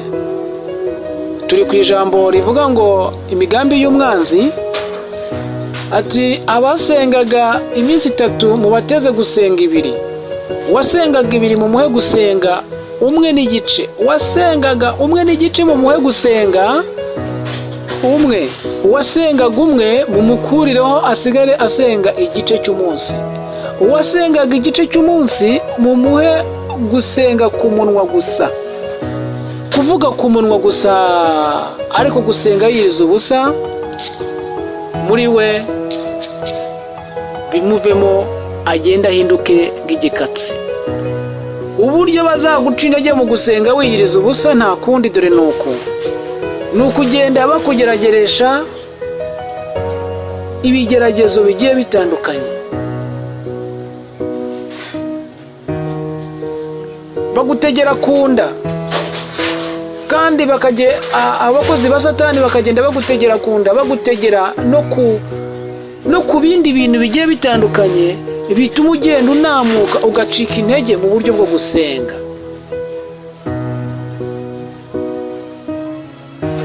Aho ngo tuzaba tubashoboye. Satani cyane cyane ikimuca intege kandi kinamuvuna muri gahunda ze, ni ku bantu basenga biyiriza ubusa, basengera umurimo w'Imana, baririra itorero ry'Imana. Aba bantu bazengereje Satani n'abakozi be. Gusenga wiyiriza ubusa byongerera imbaraga itorero, bikongera amavuta itorero, bikabera umuriro utwika Satani n'abakozi be. Mwene data muvandimwe, wowe wicika intege mu gusenga ukimara kumva ubutumwa, ahubwo rushaho egera Imana nayo irakwegera. Umwanzi Satani ntacyo azagutwara, kuko uwo twakurikiye ni umunyembaraga. Komera, shikama, ntacyo uzaba. Imana izaguhemba kubw'umurimo ukora wo gusengera itorero ryayo n'abagaragu b'Imana muri rusange. Satani ntaguca intege kandi ntagusubiza inyuma. Uwiteka ari mu ruhande rwawe ibihe byose. Amen. Bene data bavandimwe, bakozi b'Imana, munyemerere tugendane tube turi kumwe, maze mbabwire bacire ku mayange ku byerekeranye n'iyerekwa nagize ryerekeranye n'ibya Bibiliya izaza. Bivuge ngo hari Bibiliya izaza mu gihe kiri imbere. Topic tugiye kuganiraho ibya Bibiliya y'igihe kizaza. Nagiriwe ubuntu nkorwa ku maso, maze mwiyerekwa ngize nerekwa Bibiliya iri gutegurwa n'abanyabwenge kandi b'abahanga, nabo bari gukoreshwa n'izindi mbaraga.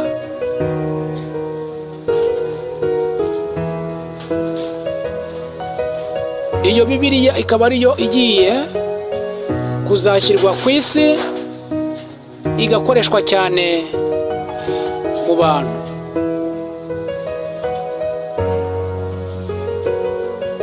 Munyemerere tugendane mbabwireho gato, ndaca mu mayange ku byerekeranye n'iyi Bibiliya nk'uko nabibonye. Nanze kubyihererana ngo mbiceceke, maze umwuka w'Imana wari uri muri nge ambwira ko ibi nabyo ngomba kubyandika muri iki gitabo. Gusa mu gihe ntari nabona ubushobozi bwo kuba nagishyira ku isoko ngo nkuremo byinshi, wenda gishyire hanze buri wese kimugereho iki gitabo, nabaye nifashishije ubu buryo bwo kuba nabanyitambutsa ho mu ncamake nk'ubu buryo uri kumvamo. Ariko nzi neza ko kandi mu kwizera mfite, hari igihe kizagera Imana igaca inzira. Iki gitabo nanditse cyitwa Nawe Imana iragushaka, umugabane wa mbere. Imana izikorera ibyayo, mbone ubushobozi bubonetse, maze buri umwe wese ubutumwa bumugereho. Nuko rero ntatinze, nkaba ngira ngo mbagezeho iri yerekwa ry'iyi Bibiliya. Bene data bavandimwe, mu gihe kizaza hari Bibiliya igiye kuzategurwa. Satani afite abanyabwenge agiye kuzakoresha kandi b'abahanga, maze iyi Bibiliya yera bategura indi iyisimbura.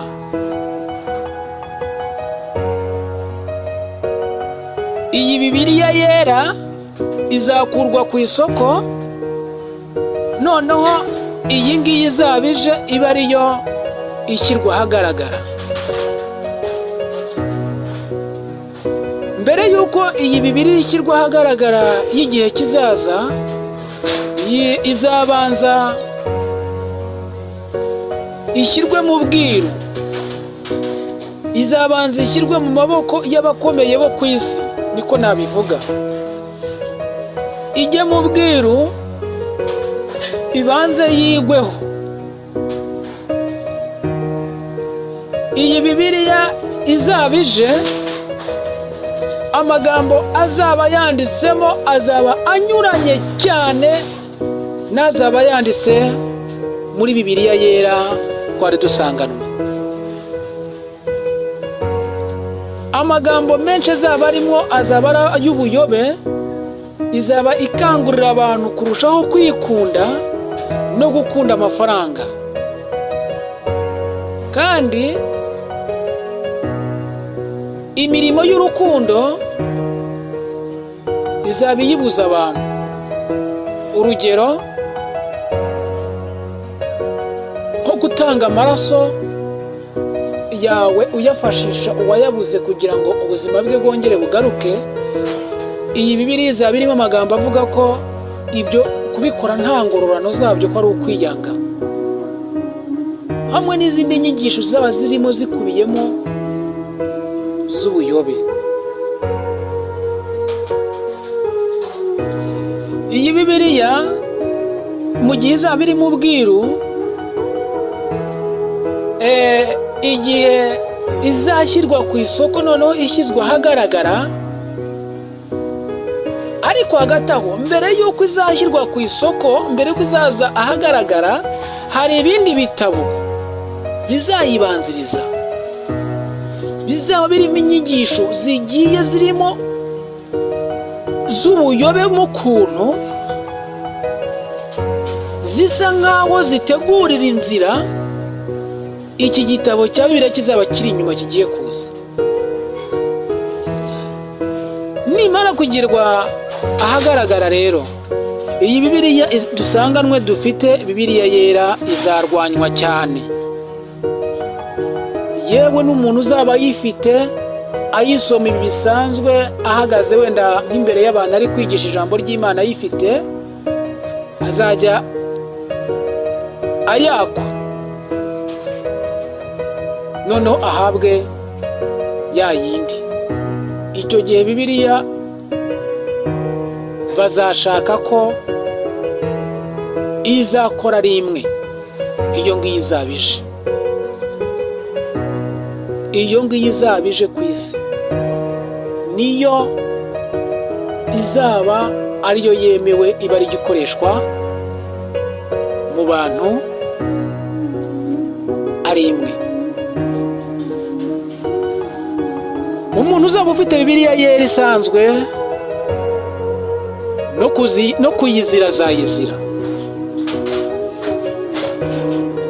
kuko iyi Bibiliya izaba ije izashyirwamo imbaraga cyane. Ariko hagati aho abantu benshi bazayitinya, abakristu benshi bazayitinya. Si nabo gusa, hari n'abandi bantu ku ruhande bazareba iyi Bibiliya izaba ije bayigirira ubwoba, bayitinye. Nibamara kuyitinya rero, Satani azashyiremo ingufu atangire kuyikundisha abantu.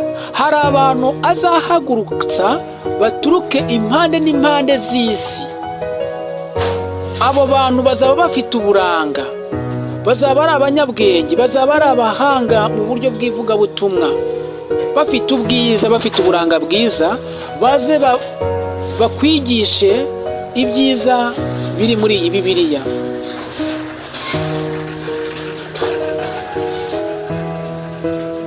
Baze bakubwire ubwiza bw'iyi Bibiliya, bayigukundishe. Bazafata igihe cyo kuza kuyikundisha abantu hirya no hino ku isi, impande n'impande. Abo bantu bazaba bazi kuvuga, bazaba ari abantu bazi guhuza amagambo, bazaba ari abantu b'abanyaburanga, bazi kubwiriza cyane. Kugira ngo abantu bayibonemo, hazabanza gutambuka inyigisho zigiye zitandukanye, bazayitindaho. Mwene data, muvandimwe, nshuti yanjye, ntiriwe njya kuvuga iby'iyi Bibiliya y'igihe kizaza ibyayo byose, nyemerera untege yombi. Ibi mbikubwiye kugira ngo kunda gusoma ijambo ry'Imana ryo muri Bibiliya yera. Nk'uko wahagizwa no gushaka kurya ibyo kurya bya saa sita na nimugoroba cyangwa icyayi cya mu gitondo, bari nako wahagizwa no gushaka gusoma ijambo ry'Imana. Ijambo ry'Imana risome, uribike mu mutima wawe, risome neza, uribike mu ntekerezo zawe. Hari igihe kizagera iyo Bibiliya yera ufite y'ijambo ry'Imana, nshuti yanjye, ube utacyongera kuyibona iruhande rwawe. Haki ya Mungu ibi bintu bizashyika. Soma ijambo ry'Imana. Kandi burya umuntu udasoma ijambo ry'Imana, udakunda gusoma ijambo ry'Imana, no kubona ijuru kwe ni nka tombora, biragoye. Kuko ijambo niryo rituyobora, ijambo niyo ndererwamo, ijambo ni umuhigi uhiga akavumbura, ijambo ni inkota ifite amugi ahantu hose, ni inkota ityaye iburyo n'ibumoso, imbere n'inyuma. Soma ijambo ry'Imana, kuko njye nabonye ijambo ry'Imana kurisoma uba umeze nk'umuntu winjiye muri dushe ugiye kwiyuhagira. Umuhanuzi wa mbere w'ingenzi utavangiwe ni ijambo ry'Imana. Kunda gusoma ijambo ry'Imana, ari aho rizajya rigukura n'aho rizajya rikugeza, kandi hari ibyo rizagufashamo byinshi by'ingenzi. Kandi komera. Twari ku ijambo ibya Bibiliya y'igihe kizaza. Reka dusome ijambo ry'Imana dusanga mu Bagalatiya ibice 5. Abagalatiya ibice 5,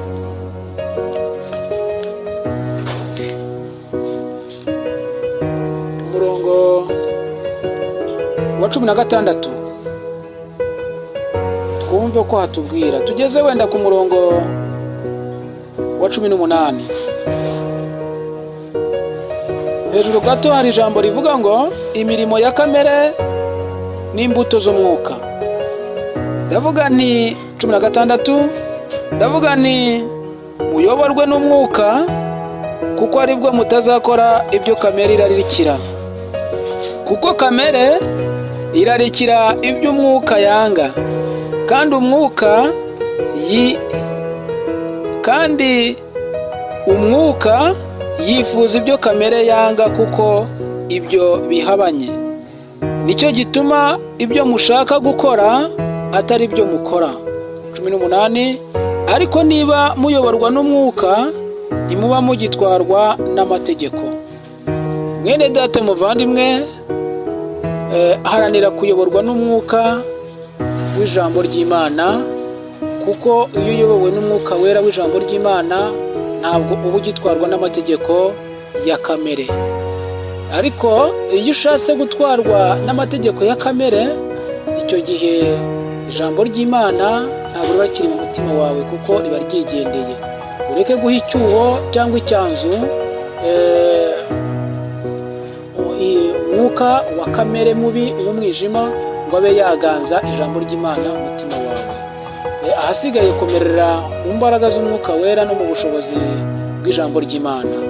Bakira neza ijambo ry'Imana, muvandimwe inshuti yanjye. Reka mpiniraho, ahasigaye ukomeze ugire ibihe byiza hamwe no gusenga Imana. Ibindi umwuka wera azajya ahora bigusobanurira uko bwije n'uko bukeye. Gusa ntujye kure, n'ejo turi kumwe, kandi hari byinshi naguteguriye. Nikaze, komeza ube hafi, komeza ugubwe neza. Imana iguhe umugisha.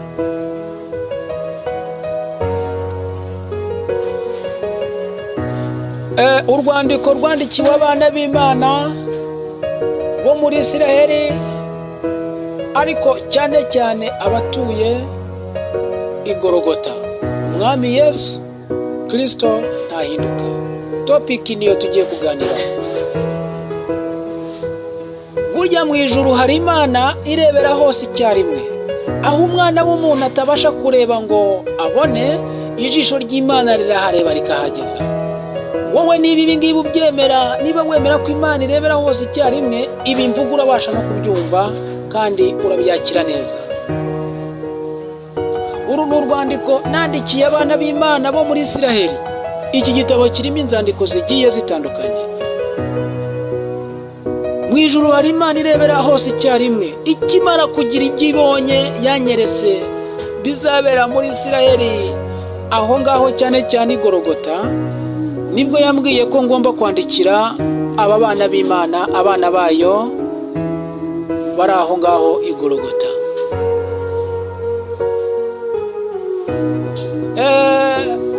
Aba bana b'Imana bari aho ngaho i Gologota, ni ukuvuga ngo hari ibihe bizaha ibindi, maze bagere mu bihe bitari byiza, bitababereye byiza, bitume muri bo bagira kunamuka, iminsi ibabereye mibi, bibaviremo abenshi muri bo gutangira kumva ko Yesu Kristo uko yari ari ejo mu gihe cyahise, ko n'uyu munsi atari ko ari.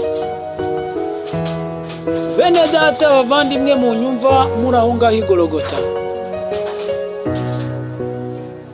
uko Yesu yari ari ejo n'uyu munsi ni ko ari, kandi ni nako azahoraho iteka ryose. Nubwo ubona ibyo bihe bimeze bityo, winamurwa n'ibyo bihe ngo wumve ko umwami Yesu yakuretse cyangwa yabaretse. Yesu ko yari ari ejo n'uyu munsi niko ari, kandi ari mu ruhande rwanyu, azahoraho iteka ryose. Niwe wikorera imirimo n'ibitangaza. Reka guhinduka rero ngo wumve ko Yesu uko yari ari ejo bundi n'uyu munsi ko atari ko ari. Ibi mbivugiye iki?